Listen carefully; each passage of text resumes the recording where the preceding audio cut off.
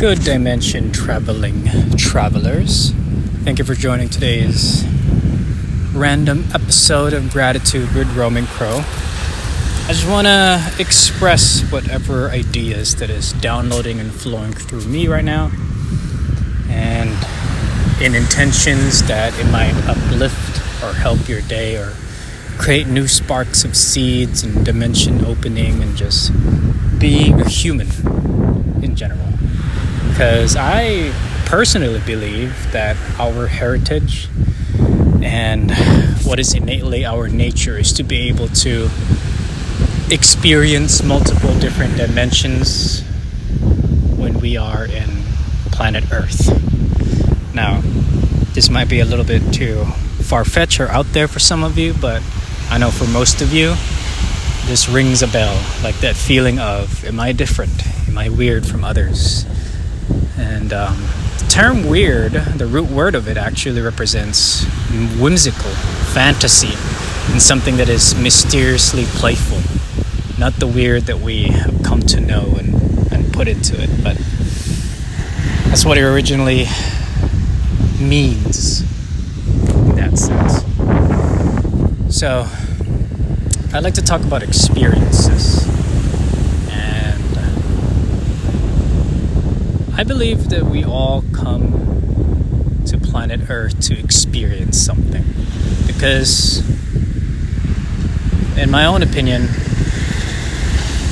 having the omniscient and omnipotent and whole feeling of everything and just you know it all kind of takes out the entire fun of what it means to be human and what it means to just exist and have different experiences. Granted, there are some experiences that are much more preferable, but we also have the power within us to want to go out and experience those situations.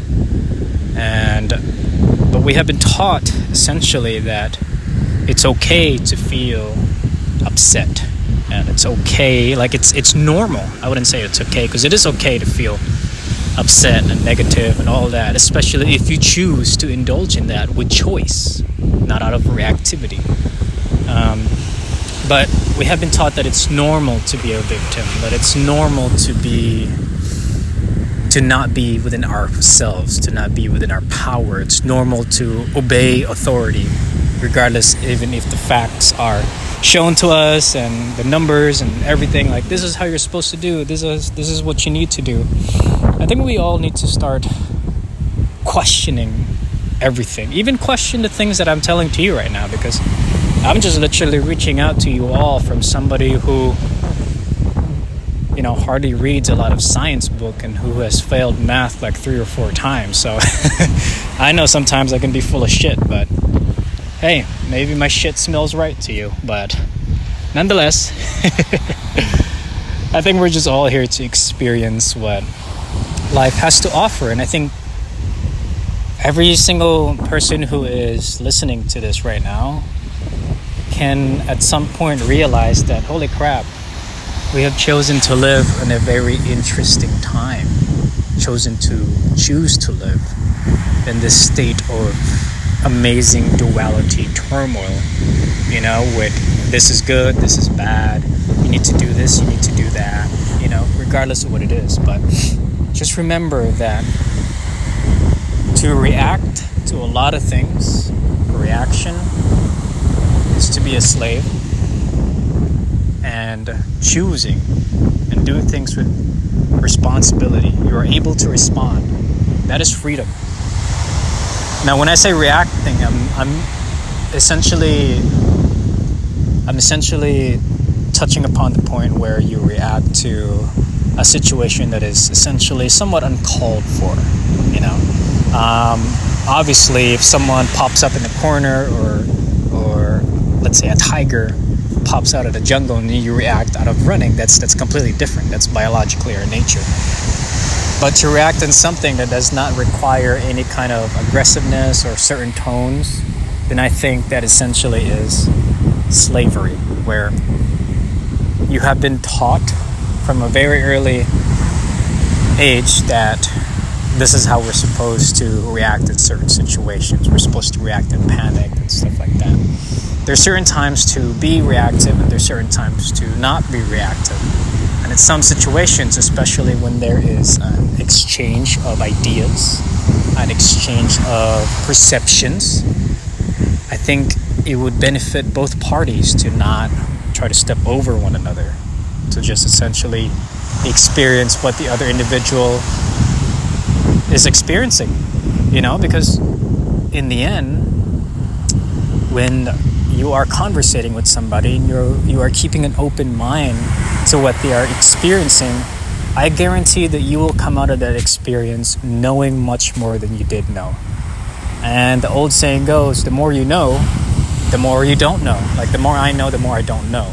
It's because really everything is just a story upon another thing. Take, for instance, the atom or the cell. We've been taught like, oh, this is a cell, that is an atom. These are just labels, but we absolutely do not know what these things truly are. These are just stories behind what we say they are, in order for us to conceive what the world is around us. Now, if you take that something that is so basic, something just like that, labeling things from a cellular and atomic level, you take that very label itself and then you apply it to a broader scheme. We kind of miss what the juices are in between. Like the very essence of what every single journey is. Because now we're just like, oh, it's a mountain. Okay, I know what that is. But you've never really climbed it. You've never really experienced it. And not only that, not being able to experience another person's mountain and how they climbed their own mountain, the route that they took to get on that mountain. Duality is what creates the beauty in this universe. Because without it, it's just like the whole. Which, granted, I sometimes preach, but to be honest, it can be a little bit boring, It feels good when you're in it, but then at the same time, you're missing the entire idea that we came here to experience duality. To experience other people's opinions and other people's ideas and other people's expressiveness, even if that means that they're victims, that they're judges, all in the same. You still should engage in openness to them, and also understanding that how much you could also take and be like, all right, I'm done with this, and just bounce. But essentially, one of my favorite authors, his name is Thich Nhat Hanh, he said a story, and I'm going to paraphrase and add a little bit of my own. But let's say there's a boat, right? And the boat is sinking. And there are two groups of people. And there's 5 people in each group. So there's 10 people total. In one part of the group, Group A is all about positivity, freedom, meditation, all the stereotypes that we have said are to be quote-unquote good or positive or amazing.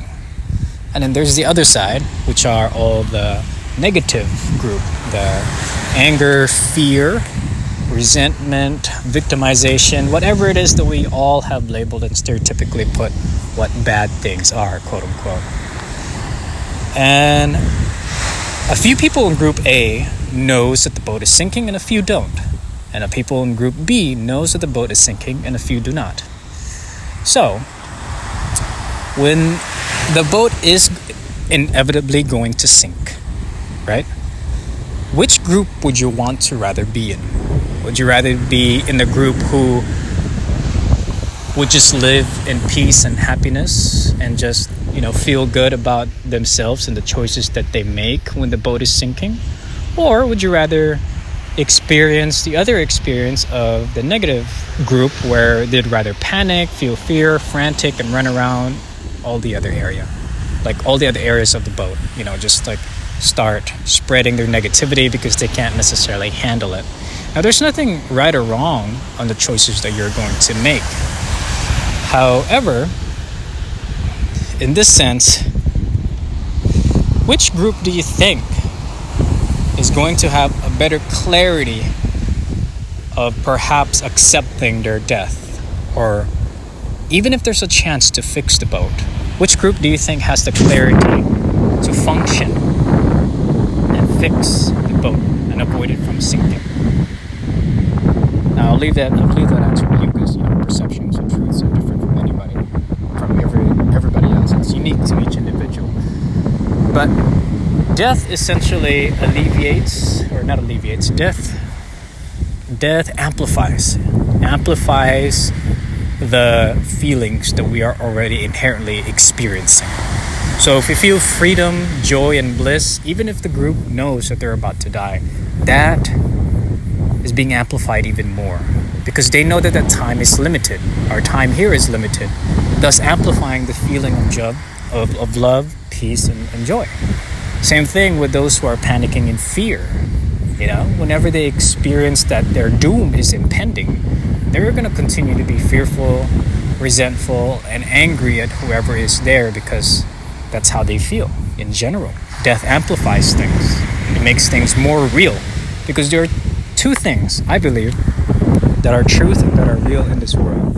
Number one is ourself, whatever that is, like my wife, my friends, my family, all those individuals, yeah, they're true, they exist, but I know that they're only true and they exist because they are existing through my experience. So in general, I know that I am true. I know that I am real. So that is truth for me, that me exists. I am here. I am what I am. And then the other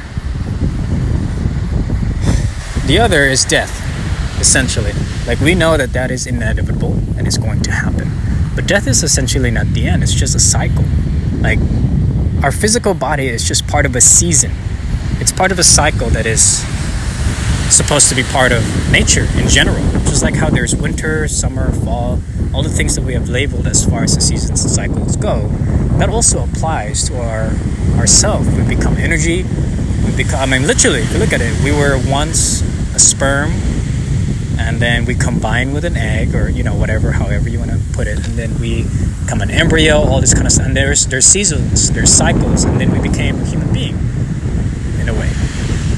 So seeing it in that sense just makes you feel a little bit more immersive. Like you can experience a lot more, and there's more to this life than we actually believe there is, and there truly is. There truly is just more in this life than we say that there is. We're only limited to what we conceive to be from within. So I mentioned that there are two groups, the groups who are Group A and Group B, but I actually believe that there's Group C, which I feel that I am the group that I am a part of. And Group C is the group who experiences both worlds. The one who sees the beautiful, positive, and Zen-like group, and I want to experience that. So they go and experience that.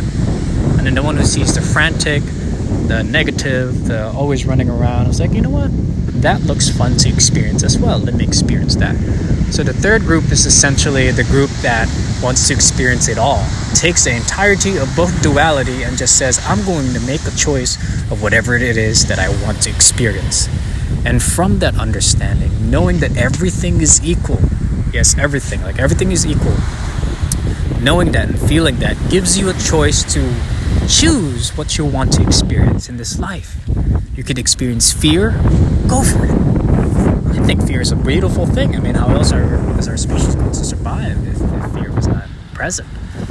But so is orgasm, bliss, joy, and experience. But it's all essentially about the experience. That's why we came here. We're given this enormous amounts of senses. We're not limited to our 5 senses, but at the same time, we can choose to be limited to our 5 senses. That's the beauty of being human. Being human is absolutely super.